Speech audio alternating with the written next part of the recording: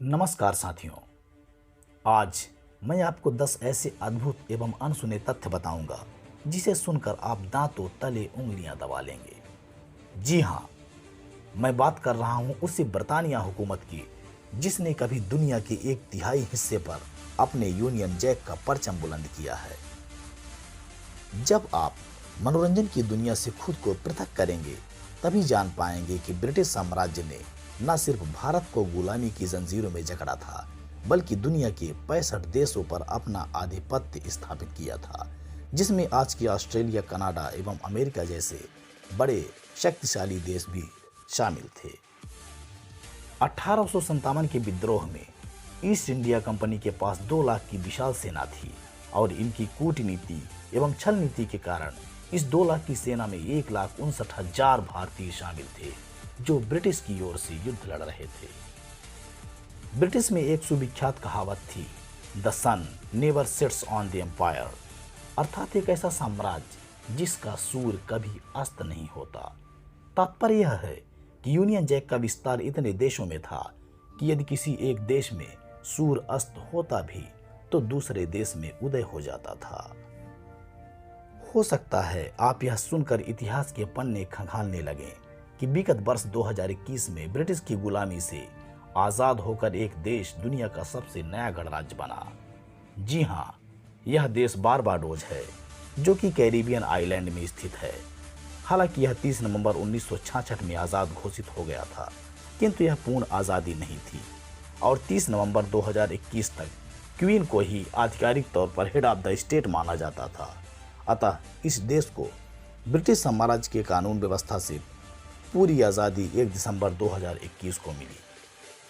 आपको जानकर हैरानी होगी कि ब्रिटेन ने बारबाडोस पर सन 1625 में अपना आधिपत्य जमाया था और 400 वर्ष के लंबे संघर्ष के बाद दिसंबर 2021 में यह एक स्वतंत्र गणराज्य बनकर लोकतांत्रिक अस्तित्व में आया।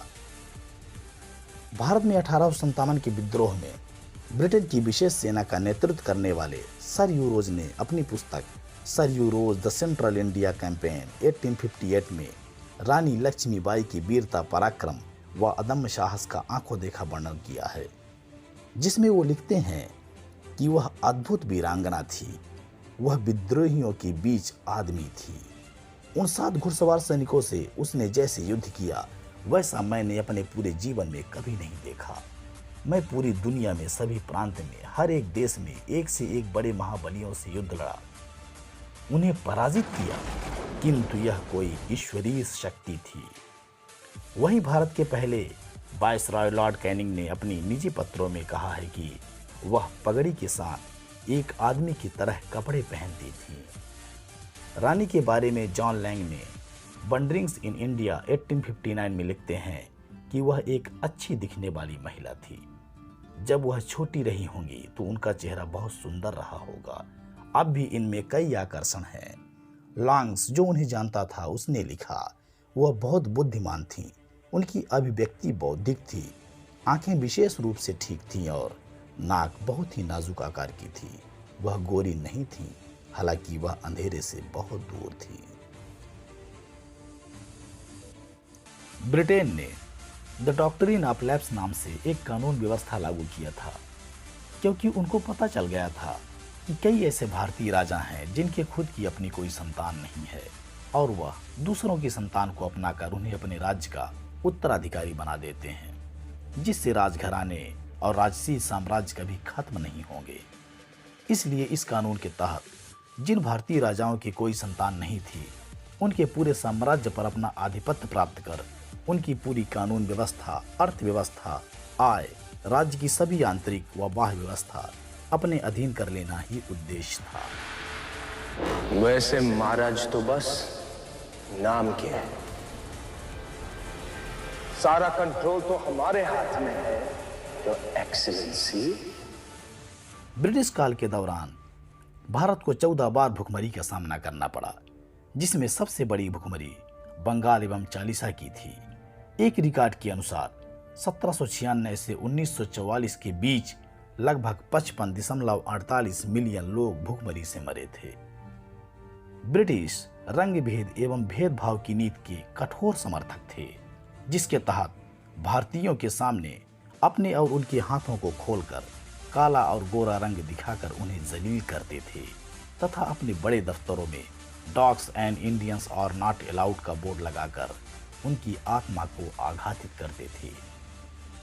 ईस्ट इंडिया कंपनी ने भारत में आने के बाद इस बात पर गौर किया कि भारतीय धर्म के मामले में ज़्यादा संवेदनशील एवं संजीदा हैं। ऐसे में उसने रणनीति के तहत मंदिरों के धार्मिक व आध्यात्मिक विश्वास को खत्म करने एवं ब्रिटानिया हुकूमत तथा रानी को भारतीयों का एकमात्र भगवान बनाने का भरसक प्रयास किया।